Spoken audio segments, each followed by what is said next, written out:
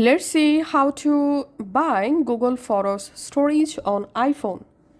Make sure you have installed the Google Photos app on your iPhone. Now go to Google Photos app and select the exact Google account in which account you are going to buy storage. So make sure you have selected this specific account. Now tap on your profile photo here and tap on Get Storage under Account Storage.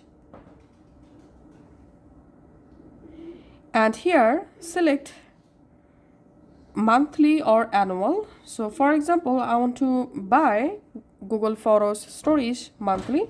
So I'm selecting monthly, and here you get total 3 package. One is basic 100 gigabyte, another is standard is 200 gigabyte, and the premium one is 2 terabyte. So just go ahead and select any of the package and just tap on get discount and follow on screen instructions to complete your Google Photos storage purchase. Thanks for watching.